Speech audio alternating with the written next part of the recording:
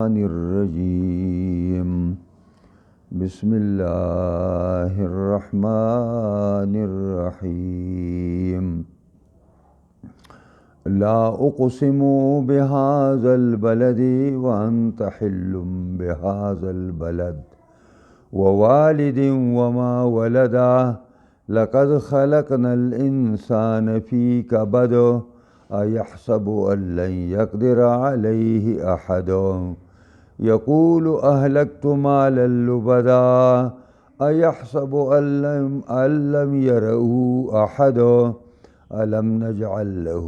عينين ولسانا وشفتين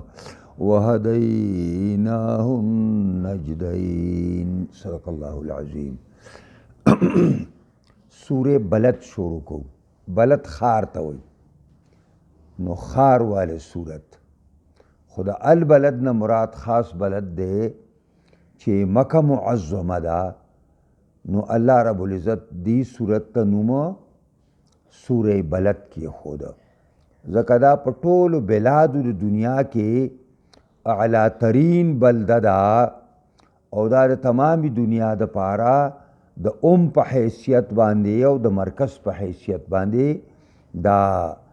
د مسلمانانو د پاره دا یو مرکز دی. دا ډیر بابرکت خار دی ځکه چې دا مسکن د آخر د پیغمبر آخر الزمان دی او دا صورت دا مکی صورت دی او د مکی صورتونو په شان اهداف او موضوعات ادا کئی. دا تثبیت د ایمان او د عقیده یو کلک ایمان او د کلک عقیده ضرورت ده او دارنگی د نبی علیہ الصلاۃ والسلام شان اللہ تعالیٰ پا دی کے واضح کئی او دی کے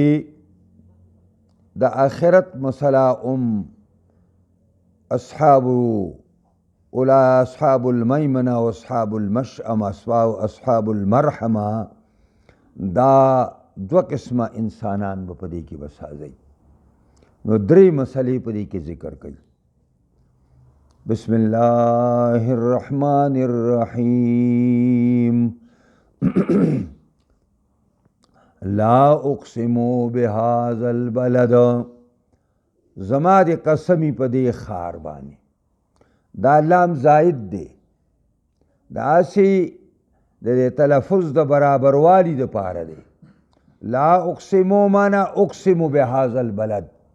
ز قسم خرم پا دی خار بانی چه خار دا مکی دی او اللہ چی پا مخلوق بانی قسم خوری دی مانا دائی چه دا مخلوق گواہ دے گواہ پا دی خبر بانی نو دا خار دا مکی معظمی گواہ دے پا دی باندی چه دی پیغمبر آخر الزمان چه دا اللہ پا مخلوق کے معزز و مکرم انسان دے خو جاہلان دا مکی داگی سا قدر و قیمت نہ کئی. جاہلان مکہ داگی سا قدر و قیمت اگی سر نشتا. وَأَنْتَ حِلٌّ بِهَذَا الْبَلَدِ تو نازلی دن کے ہی پدے خار باندے دادی یو ترجمہ دادا چہ تو پدے خار کے ستا پیدائش او ستا سکونت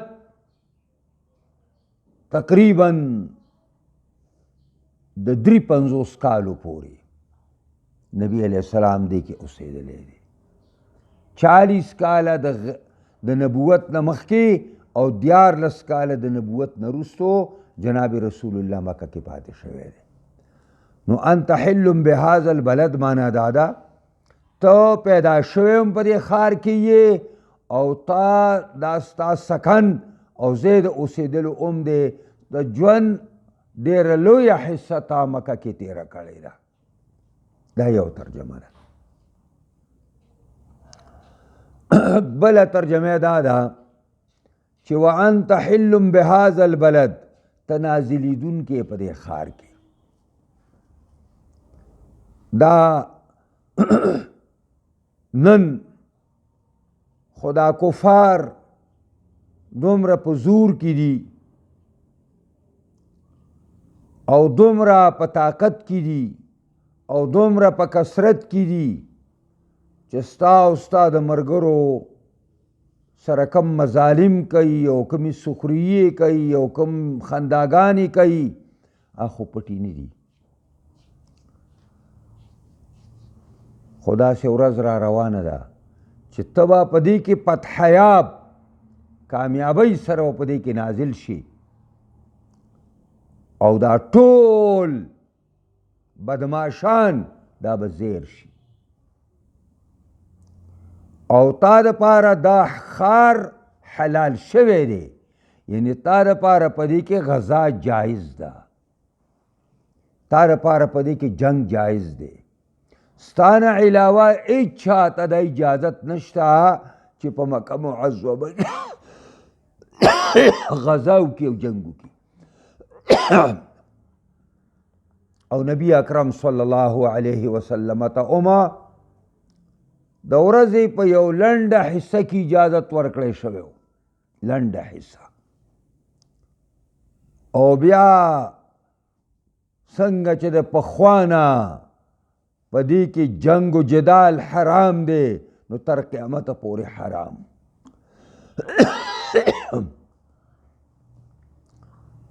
دا بله دا چې امیه خاندانو حجاج زوی د یوسف اولیږه او بیت الله په مکه کې درندگان د شام بوتلی وو او د دنیا قتل عام په مکه معظمه کې وکړو او بیت الله شریف مات کو، مسمار کو، ختم کو او عبدالله زوی د عباس خلیفه حق هغه یې پکې شهید کو.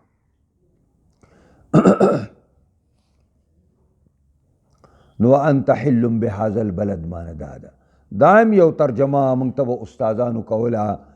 چې تا وانت حل ستا بېعزتي حلاله ګڼلی کېږي په دې ښار د امن کې چې دا مشرکان هم په دې پوهې دي چې دا د امن ښار دی او دې کې د هر چا بېعزتي حرام او ناروا ده، خو ستا بېعزتي هغه حلاله ګڼي. دا دنیا د جمهوریت په نوم باندې نن چلیږي، هر چاته جمهوریت دی، ازادي ده. که څوک بربنډ ګرځي نو په هغه باندې اعتراض نشته. په دې مخکې زمانه کې په یورپ کې دوه ښځې وې، یو سړی جامې ایستلې او کرې ښارونو کې روان یو ښار ته ورسېدل، ای پولیسو ونیول، مجسریټ ته یې مخکې کړه. مجسریټ او قاضي ته چې مخکې کړه، قاضي ویل ولې بربنډ ګرځئ؟ هغه سړي ورته ویل که ستا په دې کتاب کې دا ستا مخې ته چې کوم د قانون کتاب پروت دی د انګریز، که په دې کې دا دفعه وي چې زه جامې واغوندم نو وابې غوندم، نو پای کې خو نشته. جمهوریت کې خو بربنډ هم ګرځېدی شي. نو بیا هغه دا قلم داسې دی غاښونو کې نیولې سوچ کو، نو بیا ورته ویل چې دا واقعي ده چې په دې کتاب کې داسې دفعه نشته،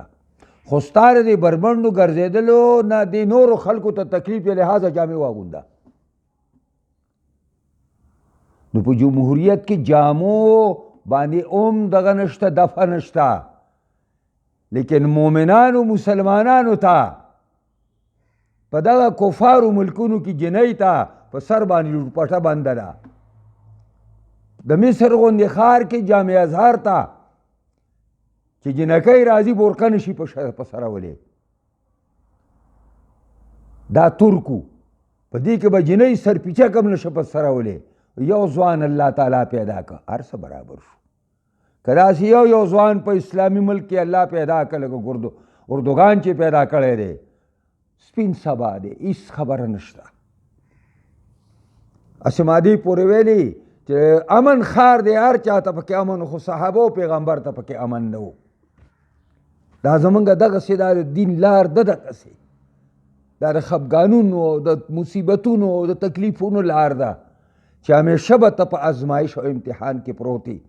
همیشه به تا سره زیاتې کېږي. ووالد وما ولد. او دارنګې زما د قسمی په هر پلار باندې او په هر بچی باندې، یا معنا دا ده زما د قسمی په والد آدم باندې، وما ولد هغه چې آدم څوک زیږولی دي، په ټولو د زما قسمی. او دا قسمونه الله په دې خوري، لقد خلقنا الانسان فی کبد، یقینا پیدا کړی ما انسان په مشقت او په تکلیف کې. کبد وی الشده المشقه، پیدا کړی دی ما انسان فی کبدن، فی مشقتن، فی شدتن، په سختۍ کې. دره دا زندگی ټوله د مور نه پیدا شي، هغه وخت کې مور او پلار ته محتاج دی، انتهایی محتاج دی. بیا جوان شي، بیا احتیاج دی، بیا سپینګیری شي، بیا مړ شي، خبره ختمه شو. د انسان زندگی الله وی دا موږ دقسې په مشکلاتو او سختو کې تیره کړې ده. مؤمن چې د دې دنیا نه رخصتېږي نو ستړی ستومانې، نو ابدي راحت ته هلته ورسېږي، ابدي راحت ته. ایحسب ان لن یقدر علیه احد، آیا ګمان کوي انسان چې طاقت به رانشي په ده باندې د یو تن د دومره حتی انسان ورسی او دونه حتی سرکشه شي،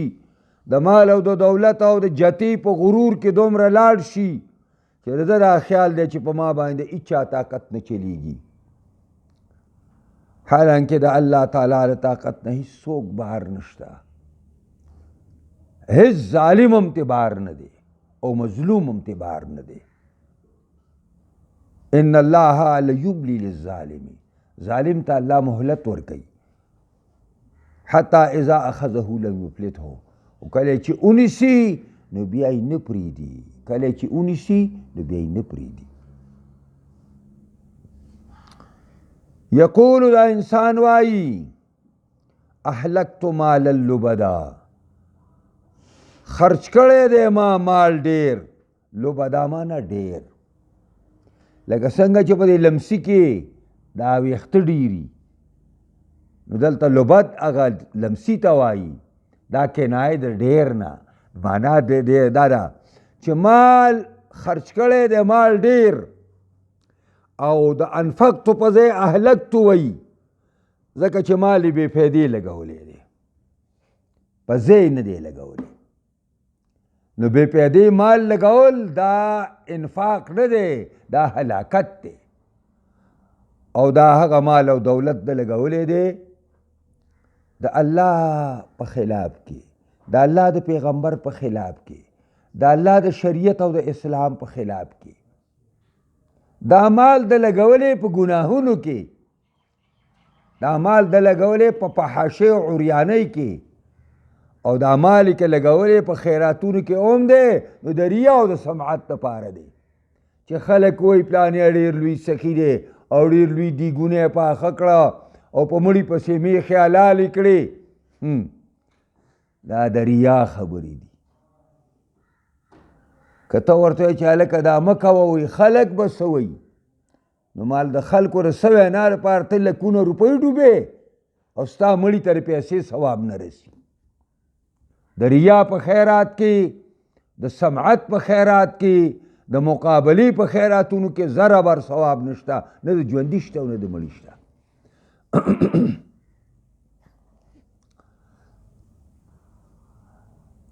ایحسب ان لم یرؤ احد، آیا ګمان کوي انسان چې نه ویني دې لره څوک؟ یعنې د ده خیال دا دی چې دا زه څه کوم، نو ګینې زما زر چا په نظر کې نه یم، د الله رب العزت د نظر نه هیڅوک هیڅ وخت نشي بچ کېدلی، ځکه چې لا تأخذه سنة ولا نوم، الله تعالی باندې نه معمولی خوب راځي او نه پې غټ خوب راځي. د الله سترګې هر وخت چې کوم دی کولاو دي د الله د سترګو نه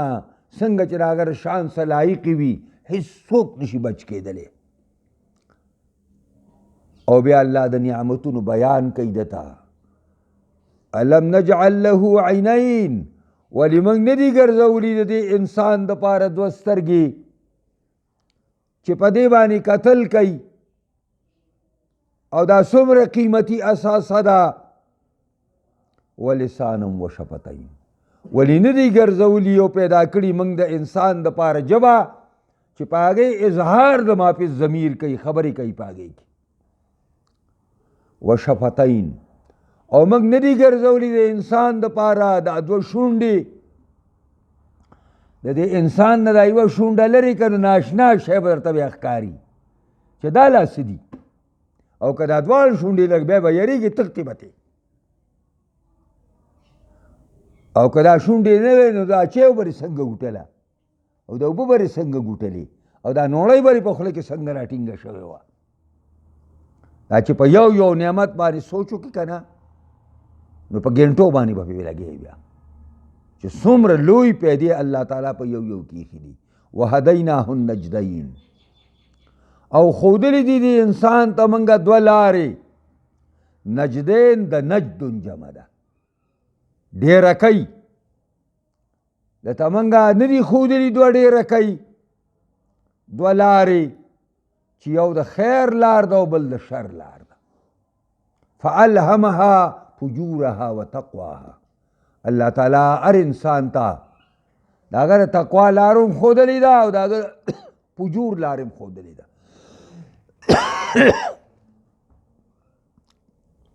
د دې داسې مثال دی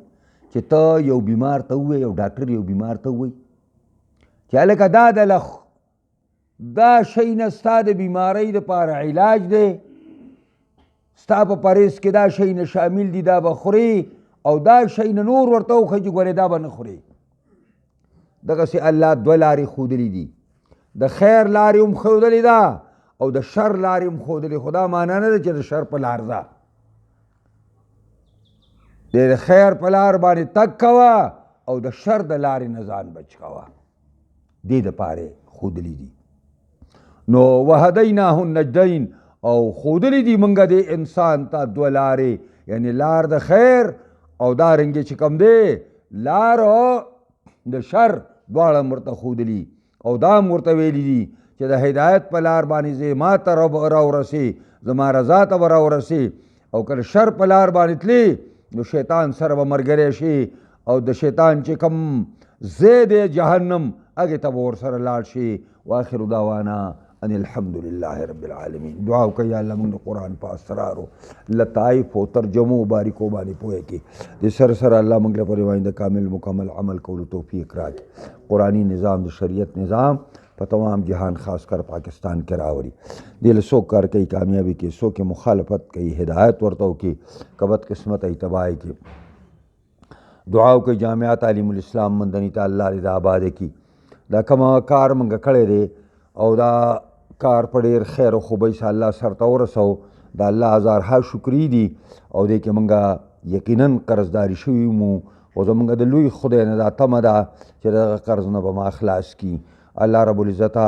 دا جامعه تعلیم الاسلام مندني دې نه د قرآن او سنت چینې روانې کې یا الله د دې نه نیکان صالحان عالمان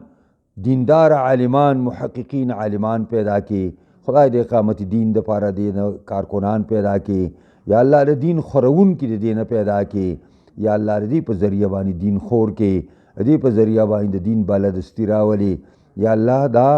جامعه تعلیم الاسلام مندني زموږ د آخرت د نجات دپاره بهترین ذریعه وګرځې د دې په وجه الله زموږ نه راضي شي یا الله زموږ ټولو نه راضي شي څونه زموږ مشران کشران زنانه نارینه وفات شوي خدای ټولو بخښي څونه د مسلمانانو بیماران دي خدایا هغه ټول له شفا کامله عاجله ورکړي مسلمانان په مختلفو ملکونو کې د کفارو د صلیبیانو د یهودیانو د هندوانو او د دهریانو د لاس نه د مشرکانو د لاس نه په ډېر لوی ضررونو او تکلیفونو کې دي. خدایه په غیبي امداد باندې دغه مسلمانانو داد رسی وکړي او دغه هر نوعه د کفارو خدای ذلیل او خواره کړي او ذلیل او خواره کړي. دا مال تی والي دا دولت تی والي خدای ستا ډېر بندګانې د مال او دولت په وجه باندې ګمراه کړه. دا مال او دولت تی والي دا جتې تسنس کې خدایا دا سپونې تسنس کې خپل قهر و غضب سے مخامخ کې کشمیر د مسلمانانو د هندوانو د پنجې نه آزاد کې خدای فلسطین د یهودو د امریکې د پنجې نه آزاد کې خدای مصر د منافقانو او په حاشانو د لاسونو نه آزاد کې خدای زموږ ټولو په حالت باندې رحم وکړي خاتمه زموږ ټولو په ایمان کې. اللهم ربنا آتنا فی الدنیا حسنه وفي الآخرة حسنه